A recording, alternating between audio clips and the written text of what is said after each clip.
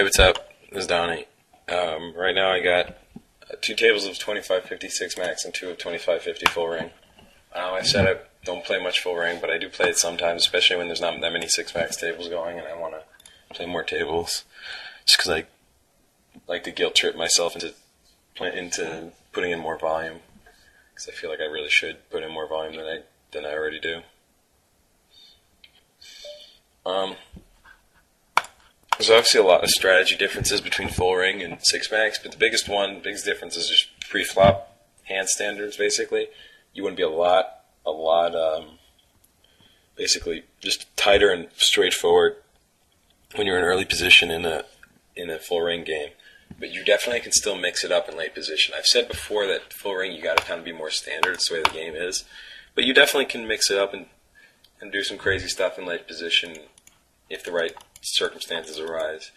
But in early position, you pretty much just got to play pretty tight, because whereas in 6 max, if you're raising from under the gun, there's going to be 3 players that have position on you and 2 players that you have position on. In a full ring game, if you're raising from under the gun, if you're this guy tricky bastard, and you raise, there's going to be 1, 2, 3, 4, 5, 6, 7 people, 6 people, and then who have position on you versus 2 people who you have position on post flop.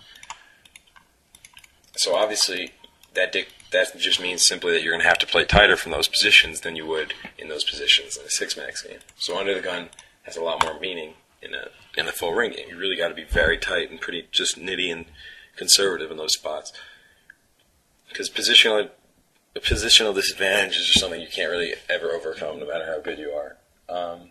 Especially when you're playing against good opponents. Even if you're better than them, they'll always be good enough in position to beat you, usually. I shouldn't say always, but usually. Now, I'm leading here with my 9 high into 3 people, because I think it looks ridiculously strong, and if they don't have a king, they can't call. And they can't really raise unless they have a king or something better than ace-king, I think. I think ace-king would be the worst hand that would raise here. And because of that, I think it's a good spot to just lead out and basically represent something really strong. And then even if I'm called, I can still hit a 7.